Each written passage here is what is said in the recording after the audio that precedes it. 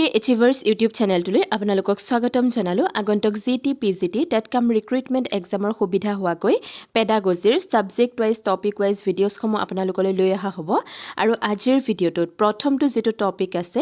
General principles of teaching হেতু আপোনালোকৰ মাজলৈ লৈ আহিছো গতিকে পেডাগজিৰ যি 50 মাৰ্কস আহিব তাৰ এটো প্ৰথমটো ভিডিঅ' গতিকে যিমান পাৰে আপোনালোকে ভিডিঅ'টো শেষলৈকে চাব যেহেতু কনসেপ্ট ওয়াইজ এনালাইসিস কৰা হৈছে আৰু এটা কথা মন কৰিব পেডাগজিত আপুনি যেতিয়ালৈকে কনসেপ্ট বুজি নাপাব তেতিয়ালৈকে ভাল স্কোৰ কৰিব নোৱাৰে গতিকে আমি কনসেপ্টটো যদি বুজো যেনেকুৱা ধৰণতে প্ৰশ্নটো আহক আমি তাৰ এনসাৰটো দিব পাৰিম আৰু তাৰ লগতে মই কিছুমান এমসিকিউজ ভিডিঅ'টোৰ শেষৰ ফালে ইনক্লুড কৰিছো গতিকে ভিডিঅ'টো আপোনালোকে শেষলৈকে চাব আহকচোন আজিৰ ভিডিঅ'টো আৰম্ভ কৰো প্ৰথমতে আমি জানিম টিচিং লাৰ্নিং প্ৰসেছটো কি হয় The teaching learning process or the education process has been defined as a systematic sequential planned course of action on the part of both the teacher and learner to achieve the outcomes of teaching learning. গতিকে আমাৰ শিক্ষাদান আৰু শিকন প্ৰক্ৰিয়াটো কি হয় বুলি কৈছে এনেকুৱা প্ৰসেস বা এনেকুৱা প্ৰক্ৰিয়া যত সিস্টেমেটিক বা আমি শৃংখলাবদ্ধভাৱে সিকুৱেন্সিয়েলত আৰু এটা আমি পৰিকল্পনা কৰি লওঁ ন টিচিং লাৰ্নিং প্ৰসেসটো জাস্ট আমি ৰেন্ডমলি গলো তেনেকুৱাকে নহয় টিচিং লাৰ্নিং প্ৰসেসটো আমি ফ্ৰুটফুল কৰিবলৈ হলে বা শিক্ষক বা শিক্ষাৰ্থীয়ে ইয়াৰ ফলাফল লাভ কৰিবলৈ হলে কি কৰা হয় এটা প্ল্যান বা পৰিকল্পনা কৰা হয় গতিকে টিচিং লাৰ্নিং প্ৰসেস হৈছে এনেকুৱা এটা পৰিকল্পনা বা এনেকুৱা এটা শৃংখলাবদ্ধ ব্যৱস্থা যাৰ জৰিয়তে শিক্ষা দান কৰা হয় আৰু লগতে শিক্ষা গ্ৰহণ কৰা হয় আৰু নিজৰ লক্ষ্য বা উদ্দেশ্যত উপনীত হোৱা হয় নেক্সট এই যে টিচিং ইয়াৰ কিছুমান জেনাৰেল প্ৰিন্সিপলছ আছে অৰ্থাৎ সাধাৰণ নীতি আছে যিদৰে বিদ্যালয় এখন পৰিচালনা হ'বৰ বাবে কিছুমান নীতি নিৰ্দেশনা মানি চলিব লাগিব ন ঠিক একেদৰে শিক্ষাদান ৰেন্ডম নহয় শিক্ষাদানৰ বাবে আমি কিছুমান সাধাৰণ নীতি মানি চলিব লাগিব আৰু এক্সামত সুধিব পাৰে যে এইটো তলত উল্লেখ কৰাৰ ভিতৰত কোনটো টিচিংৰ এটা নীতি হয় তেতিয়া আমি ক'ব পাৰিব লাগিব গতিকে যিকেটা নীতি আমি ডিসকাস কৰিম সেইকেটা আপোনালোকে ফাৰ্স্ট বুজিবলৈ চেষ্টা কৰিব principle of definiteness of goals or objectives. Teaching should start with defining aim and objective. When the goals and objectives of the lesson are determined properly, it will help the teacher to plan, execute and evaluate the phase of the teaching learning process. গতিকে কি কোৱা হৈছে প্ৰথমটো নীতি হৈছে লক্ষ্য বা উদ্দেশ্যৰ নিৰ্দিষ্টতাৰ নীতি গতিকে কি হ'ব শিক্ষাদান লক্ষ্য আৰু উদ্দেশ্য নিৰ্ধাৰণৰ সৈতে আৰম্ভ হ'ব লাগে আমি যে এই শিক্ষাদান কৰিম তাৰ নিৰ্দিষ্ট কি থাকিব লাগিব লক্ষ্য আৰু উদ্দেশ্য থাকিব লাগিব আমি যদি একো লক্ষ্য উদ্দেশ্য স্থিৰ নকওঁ আমি প্ৰথমে ধৰি লওক এটা লক্ষ্য উদ্দেশ্য স্থিৰ কৰি লৈছো এইটো শিক্ষাদানৰ জৰিয়তে মই শিশুটোৰ সামাজিক দিশ বা বৌদ্ধিক দিশ বা মানসিক দিশসমূহৰ বিকাশ সাধন কৰিম গতিকে তেতিয়াহে আমি হেতুত প্ল্যান কৰিব পাৰিম এক্সিকিউট কৰিব পাৰিম ন গতিকে প্ৰতিটো বস্তুৰে যেটো লক্ষ্য আৰু উদ্দেশ্য থাকে ঠিক একেদৰে শিক্ষাদানৰো নিৰ্দিষ্ট লক্ষ্য আৰু উদ্দেশ্য আমি প্ৰথমতে স্থিৰ কৰি ল'ব লাগিব যেতিয়া পাঠৰ লক্ষ্য আৰু উদ্দেশ্য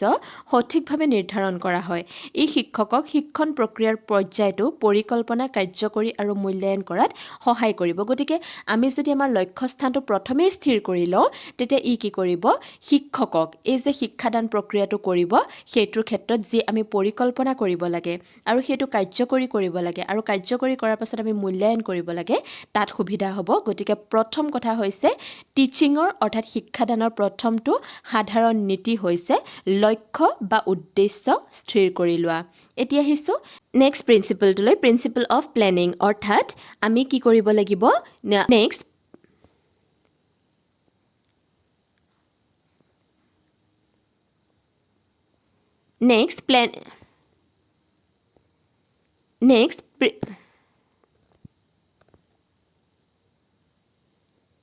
Next, principle number 2, principle of planning. অৰ্থাৎ আমাৰ টিচিংৰ এটা নীতি হৈছে পৰিকল্পনাৰ নীতি।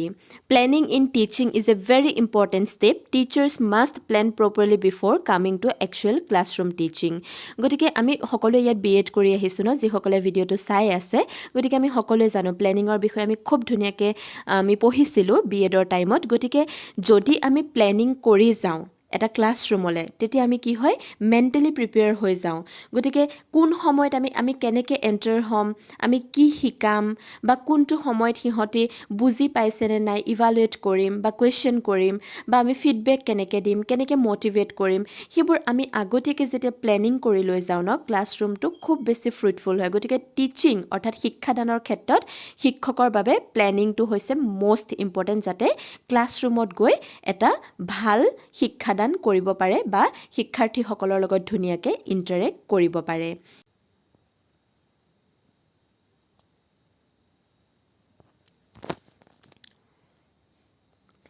Next, principle of flexibility and elasticity. The teaching strategy must be flexible. It needs to be changed according to the classroom situations and the needs of students. গতিকে কি বুলি কৈছে আমাৰ 3 নম্বৰ নীতিটো হৈছে শিক্ষাদানৰ ফ্লেক্সিবল হ'ব লাগিব অৰ্থাৎ নমনীয় হ'ব লাগিব যদি আমি ক্লাছৰুমটোত গৈ দেখিছোঁ যে সিচুৱেশ্যনটো অলপ বেলেগ হয় গতিকে মই এনেকৈ শিক্ষাদান কৰিলে নহ'ব কিন্তু মই বেলেগ এটা পদ্ধতিৰে সিহঁতক শিকাম হয় ল'ৰা ছোৱালীখিনিয়ে বোলে মই যদি এক্সপ্লেইন কৰিছোঁ সিহঁতে বুজি পোৱা নাই সিহঁতক মই ডেমনষ্ট্ৰেট কৰিব লাগিব সেই ক'ব পাৰি শিক্ষাদান প্ৰক্ৰিয়াটো ফ্লেক্সিবল হোৱাটো ইয়াৰ এটা নীতি Next, 4 নম্বৰ নীতিটো Principle of Utilization Past Experience. In effective teaching, the teacher must start a lesson with question to know about the student's previous knowledge. গতিকে কি বুলি কৈছে এটা নীতি আছে শিক্ষাদানৰ আমি অতীতৰ যি অভিজ্ঞতা বা আমাৰ অতীতৰ যি জ্ঞান সেইটো আমি কি কৰিব লাগিব প্ৰয়োগ কৰিব লাগিব গতিকে ইয়াতে কি কোৱা হৈছে ইন ইফেক্টিভ টিচিং এটা যদি আমি ফলপ্ৰসূ শিক্ষাদান কৰিবলৈ হয় শিক্ষাৰ্থীসকলক the teacher must start a lesson with questions to know' about the students previous knowledge গতিকে শিক্ষকজনে এনেকুৱা এটা প্ৰশ্নৰে ক্লাছটো ষ্টাৰ্ট কৰিব লাগিব যাৰ দ্বাৰা আমি শিক্ষাৰ্থীৰ কি জানিব পাৰোঁ প্ৰিভিয়াছ নলেজ অৰ্থাৎ আগৰ যি নলেজ আছে সিহঁতৰ আণ্ডাৰষ্টেণ্ডিং আছে সেইটো বুজিব পাৰোঁ গতিকে শিক্ষাদানৰ এটা সাধাৰণ নীতি হৈছে principle of utilization past experience পাষ্টৰ যি অভিজ্ঞতা আছে বা অতীতৰ যি অভিজ্ঞতা আছে সেইটো আমি প্ৰয়োগ কৰিব লাগিব next principle number 5 principle of child-centeredness. So, the teaching should be according to the child's need, abilities and interest and teaching should be activity-based so that students can be learned with the active participants. গতিকে কি বুলি কোৱা হৈছে যে আমাৰ child-centeredness অৰ্থাৎ শিক্ষা ব্যৱস্থাটো বা শিক্ষাদানটো আমাৰ কি হ'ব লাগিব শিশু কেন্দ্ৰিক হ'ব লাগিব আৰু এইটো হৈছে এটা সাধাৰণ নীতি so the teaching should be according to the child's need আমাৰ শিক্ষাদান প্ৰক্ৰিয়াটো কেনেকুৱা হ'ব লাগিব বুলি কৈছে শিক্ষাৰ্থীসকলৰ যি প্ৰয়োজন এবিলিটিজ যোগ্যতা ইন্টাৰেষ্ট আগ্ৰহ হেতুৰ ওপৰত ভিত্তি কৰি আমি শিক্ষাদান কৰিব লাগিব আৰু লগতে এই শিক্ষাদান আমি যেতিয়া মানে প্ৰদান কৰিম তেতিয়া সদায় এটা কথা মন কৰিব লাগিব এক্টিভিটি বেসড হ'ব লাগে যাতে সিহঁতে হাতে কামে কৰি শিকিব পাৰে আৰু সিহঁতে এক্টিভলি পাৰ্টিসিপেট কৰিব পাৰে বা অংশগ্ৰহণ কৰিব পাৰে চাওক যদি আমি এখিলা পাতৰ বিষয়ে পঢ়াই আছো সিহঁতক হীৰা উপহীৰা বিষয়ে পঢ়াই আছো বা এপাহ ফুলৰ বিষয়ে যদি পঢ়াইছো সিহঁতক প্ৰ্যাকটিক্যালি আমি ষ্টুডেণ্টখিনি কি কৰিব লাগিব এপাহ ফুল আনি সিহঁতক আমি প্ৰতিটো পাৰ্ট দেখাব লাগিব গতিকে এক্টিভিটি বেসড হ'ল সিহঁতেও পাৰ্টিসিপেট কৰিব পাৰিলে গতিকে টিচিংৰ এটা জেনাৰেল প্ৰিন্সিপল হৈছে চাইল্ড চেণ্টাৰ্ডনেছ সিহঁতৰ প্ৰয়োজন সিহঁতৰ এবিলিটি সিহঁতৰ ইন্টাৰেষ্ট এইটোৰ ওপৰত ডিপেণ্ড কৰিহে আমি কি কৰিব পাৰিম শিক্ষাৰ্থীসকলক শিক্ষাদান কৰিব পাৰিম এতিয়া আহিছো 6 নম্বৰ যেটো প্ৰিন্সিপল হেতুলৈ principle of making provision for individual differences as we know every child is different from each other the teacher should be kept in mind individual differences while teaching and he should teach according to the children's abilities and interests গতিকে কি কোৱা হৈছে শিক্ষাদানৰ এটা সাধাৰণ নীতি হৈছে আমি এনেকুৱা কিছুমান ব্যৱস্থা গ্ৰহণ কৰিব লাগিব শিক্ষকসকলে আমি যাতে ইন্ডিভিজুৱেল ডিফাৰেন্স অৰ্থাৎ ব্যক্তি যেটো পাৰ্থক্য আছে হেতুক আমি গুৰুত্ব দিছলো চাওক সকলো শিক্ষাৰ্থীয়ে সমানে আয়ত্ত কৰিব নোৱাৰে কোনোবাই যদি খুব কম সময়ত এটা কনসেপ্ট আয়ত্ত কৰিছে বা বুজি পাইছে কিন্তু সেই একেটা কনসেপ্ট বুজিবলৈ কোনোবা এটা শিশুৰ বহুত সময়ৰ প্ৰয়োজন হ'ব পাৰে গতিকে শিক্ষক গৰাকীয়ে সেইটো কথা মনত ৰাখি ল'ব লাগিব আৰু সেই মতেহে শিক্ষাৰ্থীৰ যি যোগ্যতা আছে বা সিহঁতৰ ইন্টাৰেষ্ট আছে হেতুৰ মতে শিক্ষাৰ্থীসকলক শিক্ষাদান কৰিব লাগিব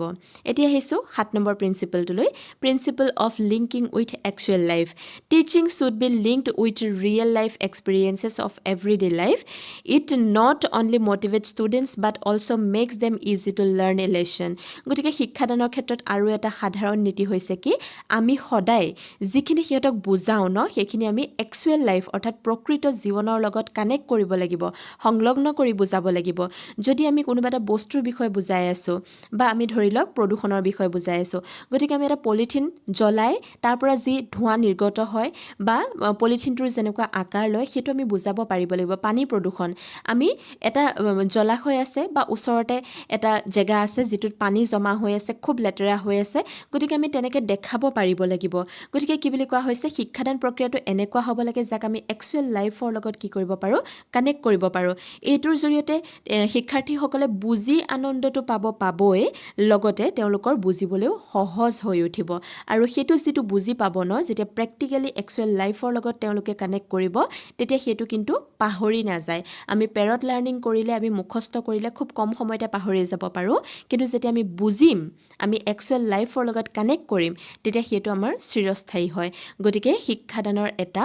মূল নীতি হৈছে principle of linking with actual life এতিয়া আহিছোঁ 8 নম্বৰ প্ৰিন্সিপলটোলৈ principle of correlating with other subjects. The correlating of one subject with another subject is very important in order to create interest in the subject. গতিকে আমি কি কৰিব লাগে শিক্ষাদানৰ এটা নীতি হৈছে কোনোবা এটা যদি আমি বিষয় পঢ়াই আছো তাৰ লগত আন এটা বিষয় আমি কি কৰিব লাগে জড়িত কৰোৱাৰ চেষ্টা কৰিব লাগে ফৰ এক্সাম্পল আমি যদি সমাজ বিজ্ঞান পঢ়ি আছো বা আমি যদি সমাজ শাস্ত্ৰ পঢ়ি আছো সোশিয়োলজি পঢ়ি আছো তাৰ লগত আমি এডুকেশ্যন সাবজেক্টটো ৰিলেট কৰিবলৈ চেষ্টা কৰিব লাগে তেতিয়া কি হ'ব শিক্ষাৰ্থীসকলৰ ইন্টাৰেষ্ট বাঢ়িব বা আগ্ৰহ বাঢ়িব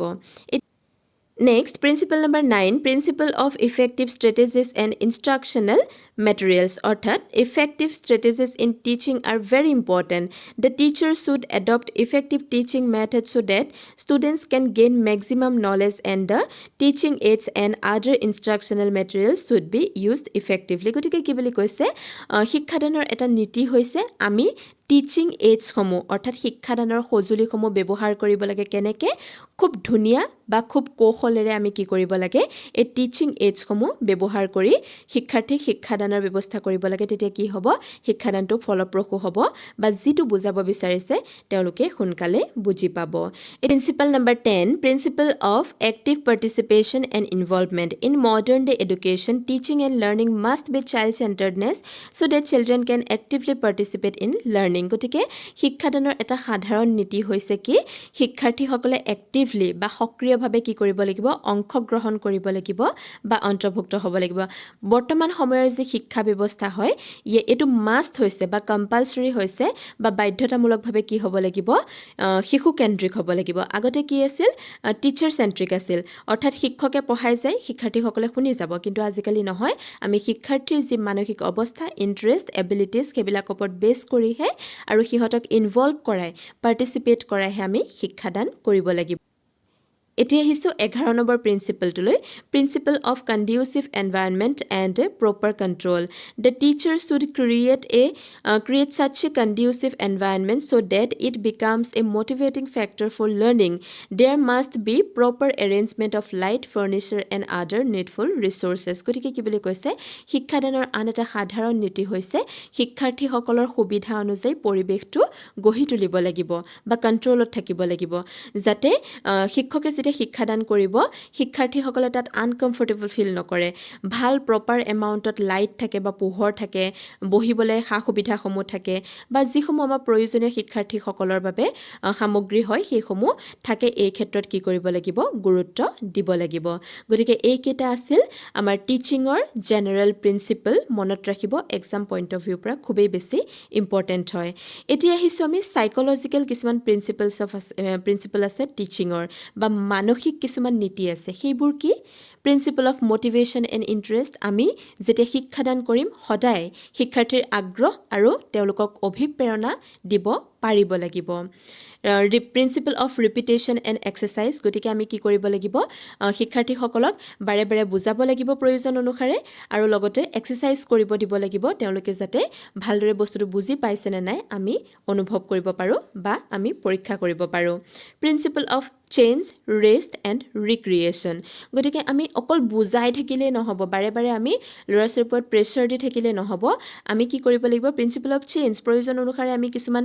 পঢ়োৱাৰ ৱে মেথড আমি চেঞ্জ কৰিব লাগিব সিহঁতক ৰেষ্ট দিব লাগিব আকৌ নতুনকৈ ৰিক্ৰিয়েট কৰিব পাৰিব লাগিব principal of feedback and reinforcement গতিকে কি বুলি কৈছে আমি শিক্ষাৰ্থীসকলক ফিডবেক দিব লাগিব যেতিয়া টিচিং অৰ্থাৎ শিক্ষাদান কৰি থাকিম ন তেতিয়া ফিডবেক দিব লাগিব আৰু লগতে ৰিইনফৰ্চমেণ্ট সিহঁতক উৎসাহিত কৰিব লাগিব কাৰণ তেতিয়া সিহঁতৰ কি হ'ব যেতিয়া আমি ফিডবেক দিম বা উৎসাহিত কৰিম তেওঁলোকে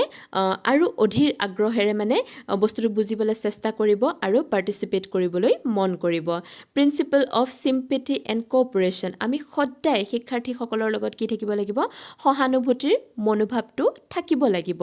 আৰু লগতে আমি কি কৰিব লাগিব সহযোগ কৰিব লাগিব আৰু এইকেইটা কি হৈছে সাইকোলজিকেল প্ৰিন্সিপাল আমি যেতিয়া এই গোটেইকেইটা কৰিম ন তেতিয়া শিক্ষাৰ্থীসকল এই শিক্ষাদান প্ৰক্ৰিয়াটোৰ লগত কমফৰ্টেবল ফিল কৰিব আৰু যি টিচিং লাৰ্ণিং প্ৰচেছ এইটো ফ্ৰুটফুল হৈ উঠিব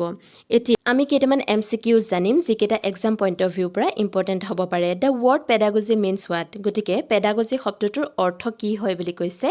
অপশ্যন কেইটাৰ ভিতৰত শুদ্ধ উত্তৰটো হ'ব option B to lead the child অৰ্থাৎ আমি শিশুটোক কি কৰিব লাগিব আগুৱাই নিব লাগিব next question number 2 pedagogy is the study of which one of the following পেডাগজিৰ জৰিয়তে আমি কি ষ্টাডি কৰোঁ বা কি অধ্যয়ন কৰোঁ অপশ্যন কেইটাৰ ভিতৰত শুদ্ধ উত্তৰটো হৈছে অপশ্যন ডি টিচিং মেথডছ অৰ্থাৎ শিক্ষাদানৰ যিবোৰ পদ্ধতি সেইবোৰ আমি ষ্টাডি কৰোঁ বা অধ্যয়ন কৰোঁ next question number 3 the idea use of technology to enhance learning process is called what অৰ্থাৎ প্ৰশ্নটোত কি সুধিছে যে আমাৰ যিটো শিকন প্ৰক্ৰিয়া সেইটোক আমি এনহেন্স বা আৰু আগবঢ়াই নিবৰ বাবে ভাল কৰিবৰ বাবে বা ফলপ্ৰসূ কৰিবৰ বাবে তলৰ কোনটো টেকন'লজি ব্যৱহাৰ কৰোঁ অপশ্যন কেইটাৰ ভিতৰত শুদ্ধ উত্তৰটো হৈছে অপশ্যন বি ICT অৰ্থাৎ ইনফৰমেশ্যন কমিউনিকেশ্যন টেকন'লজি এতিয়া আহিছোঁ নেক্সট কুৱেশ্যনটোলৈ question number 4 what should be the role of teacher in meeting the individual difference যি শিক্ষাৰ্থীসকলৰ যি ব্যক্তি পাৰ্থক্য আছে বা ইণ্ডিভিজুৱেল ডিফাৰেঞ্চ আছে এই ক্ষেত্ৰত শিক্ষকৰ ৰোলটো বা ভূমিকাটো কেনেকুৱা হ'ব লাগে অপশ্যন কেইটাৰ ভিতৰত শুদ্ধ উত্তৰটো হৈছে option C both A and B অৰ্থাৎ try to know the abilities, interest and aptitude of individuals, try to adjust the curriculum as per the needs of individuals গতিকে কি বুলি কৈছে আমি শিক্ষাৰ্থীসকলৰ এবিলিটিজ ইণ্টাৰেষ্ট আৰু এপ্টিটিউড জানিব লাগিব বুজিব লাগিব আৰু লগতে আমাৰ যিখন কাৰিকুলাম আছে সেইখন আমি শিক্ষাৰ্থীসকলৰ যি প্ৰয়োজন সেইটো অনুসাৰে প্ৰভাইড কৰিব লাগিব বা বুজাবলৈ চেষ্টা কৰিব লাগিব এতিয়া আহিছোঁ পৰৱৰ্তী প্ৰশ্নটোলৈ question number 5 special education is related to what বিশেষ শিক্ষা কিহৰ লগত জড়িত অপশ্যন কেইটাৰ ভিতৰত শুদ্ধ উত্তৰটো হৈছে option B educational programs for disable অৰ্থাৎ বিশেষভাৱে সক্ষমসকলৰ বাবে যি শৈক্ষিক প্ৰগ্ৰেম বা আঁচনি বা ব্যৱস্থা আছে তাৰ লগত জড়িত হয় কি জড়িত হয় স্পেচিয়েল এডুকেশ্যন অৰ্থাৎ বিশেষ শিক্ষা এতিয়া আহিছোঁ নেক্সট কুৱেশ্যনটোলৈ কুৱেশ্যন নম্বৰ 6 আৰু আজি ভিডিঅ'ৰ একেবাৰে শেষৰটো প্ৰশ্ন according to John Dewey schools must prepare students for which one of the following John ডিৱেৰ মতে স্কুল বা বিদ্যালয়সমূহে শিক্ষাৰ্থীসকলক কিহৰ বাবে প্ৰস্তুত কৰিব লাগিব অপশ্যন কেইটাৰ ভিতৰত শুদ্ধ উত্তৰটো হৈছে অপশ্যন চি প্ৰেজেণ্ট লাইফ অৰ্থাৎ বৰ্তমান জীৱনৰ বাবে গতিকে আজিৰ ভিডিঅ'টো ইমানতে শেষ হৈছে আশা কৰোঁ আপোনালোকে ভিডিঅ'টো চাই ভাল পালে যদি